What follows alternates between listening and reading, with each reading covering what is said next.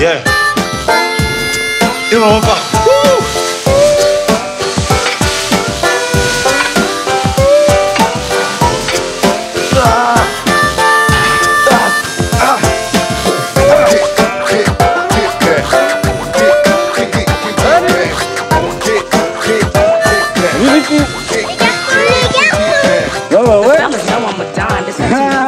Là, ce qui m'intéressait justement, c'était d'avoir des personnages déjà singuliers dans leur milieu dès le départ.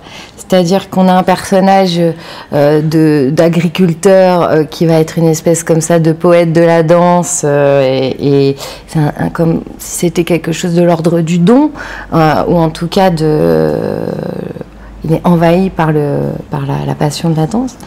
Et puis ce personnage de petit black qui est donc qu'on pourrait croire sorti d'une banlieue et qui en fait est fils de médecin, vient d'un milieu social différent et qui lui prend le hip-hop comme une espèce de définition de sa personnalité et qui s'affirme à travers cette valeur hip-hop, qui se croit presque obligé d'aller dans le hip-hop parce qu'il est black.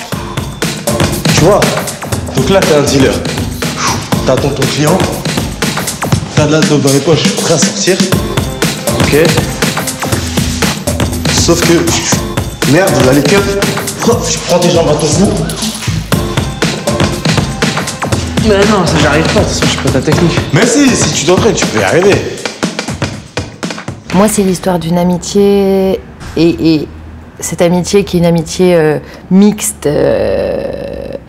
C'est aussi ce qu'est le hip-hop en fait, c'est cette mixité de culture, cet échange permanent entre les disciplines, entre les arts, les influences. C'est con quand même. T'aurais pas été un putain de paysan, on serait parti à Paris. On aurait fait des battles, on aurait monté un bidon de ouf. Bah ouais, mais c'est comme ça la vie, mon gars, qu'est-ce que tu veux. Comme c'est vrai que c'est pas un film justement sociologique ou à valeur sociologique, c'est plutôt, je dirais, une fable un peu quand même. Enfin, il y a un truc assez doux dans le film. Et je voulais pas du côté labeur, documentaire, c'était pas du tout l'idée justement. C'était de faire un film très poétique, à la fois sur la campagne, avec les moments d'ennui, mais ces moments de pure émotion esthétique aussi que chaque agriculteur que j'ai rencontré a. Avec les problèmes de fric, avec tout plein d'autres choses qui viennent se greffer, mais ce rapport à son environnement, il est très fort chez les agriculteurs. Et ça, je voulais qu'on le ressente, c'est-à-dire que ce personnage de Frenzy, il est déchiré entre deux émotions esthétiques qui se tirent la bourse, c'est-à-dire que c'est dur ce qu'il fait, mais il aime son métier, il aime l'héritage qu'il a, du grand-père, du père. C'est quelque chose qui n'est pas que subi.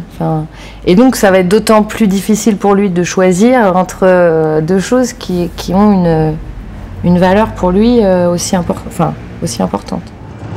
Ça t'aurait pas donné envie à toi de la passer cette audition? Bah non, c'est pas possible de toute façon. Tu crois qu'on veut passer une audition comme ça? Ouais, bien sûr. Comme tu t'es remis à danser, je me demandais... Bah ouais, mais c'est parce que ça me défoule, c'est tout, ça me met de la tête. Ouais. C'était repris comme ça. Bon, j'ai arrêté ou pas les battles? Hein, j'ai arrêté ou pas? Enfin, en même temps, tu perdais presque tout le temps, non? Le casting, c'est quelque chose qui se construit au fur et à mesure, en fait. Moi, j'ai commencé par Finnegan, en premier lieu, puisque c'était lui notre héros et qu'il était difficile à trouver, parce qu'il fallait qu'il puisse à la fois jouer et danser. Donc moi, je pars toujours du principe que je préfère quelqu'un qui sait jouer, parce qu'avec un bon acteur, on peut faire beaucoup de choses, plutôt qu'un immense danseur. Alors voilà, j'en ai rencontré des danseurs, dès qu'ils se mettaient à danser, c'était incroyable, mais bon, quand ils jouaient... Donc voilà, et du coup, une fois que j'ai construit, que j'avais Finnegan, j'ai construit autour la famille, et c'est vrai que tout d'un coup, l'idée de Sylvie, c'était ça. Déjà, j'aimais bien l'idée qu'elle soit assez jeune, parce que je trouvais que ça donnait un espoir derrière pour elle-même aussi, d'une autre vie possible. Et puis son côté très nerveux, très sec, me plaisait. Et puis c'est une immense comédienne, donc c'est toujours... Et c'est vrai que tout d'un coup, Finnegan et Sylvie, ça marchait super bien. Jean-François est venu se greffer aussi, puis Freddy. Allez, reste avec moi là. Pense à bien lever le licol. Plus le licol est haut, mieux c'est. Monte le licol.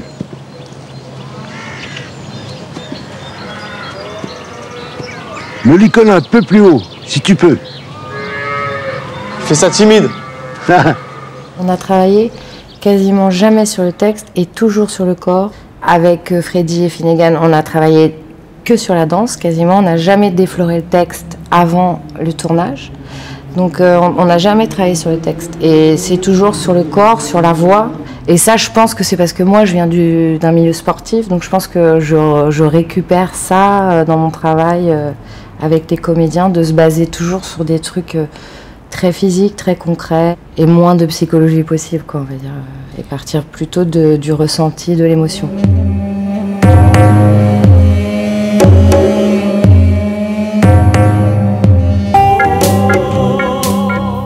Pour moi, c'était vraiment le psychisme de Frenzy, quoi. Il fallait qu'on rentre dans son émotion, d'où il allait chercher surtout son inspiration. Et en fait, ce qui fait sa force, et pourquoi il réussit cette position, c'est parce qu'il accepte ce qu'il est et il en fait quelque chose d'artistique. Donc il va creuser dans son terreau rural à lui, il l'assume et il l'affirme enfin, comme donc à l'opposé du hip-hop, et en même temps, le hip-hop, c'est ça, quoi. Ça a été récupérer des choses de son environnement, des choses de soi, pour en faire quelque chose. Ce que n'arrive pas à faire Seal, en fait. C'est montrer qui il est à travers sa danse, sa vraie personnalité. Il s'accroche à des trucs très techniques, il veut tourner sur la tête. Mais aujourd'hui, le hip-hop, c'est plus que ça, quoi.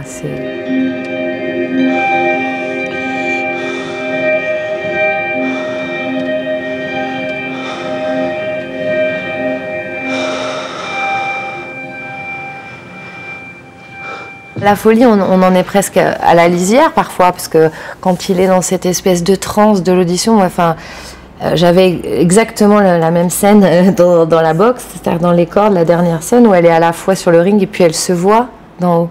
Donc en fait, pour moi, quand on est vraiment dans une transe créative, quelle qu'elle soit, que ce soit l'écriture, la danse, tout d'un coup, le moment, il est passé et puis on l'a même pas vu passer. C'est-à-dire qu'on n'a pas vu ce qu'on faisait. Pour moi, un acteur, un bon acteur, c'est quelqu'un qui ne se regarde jamais jouer. Et puis tout d'un coup, c'est fini, et puis tu vois lui-même qu'il est il sait pas trop ce qui s'est passé, mais il y a quelque chose qui a jailli, qui est sorti.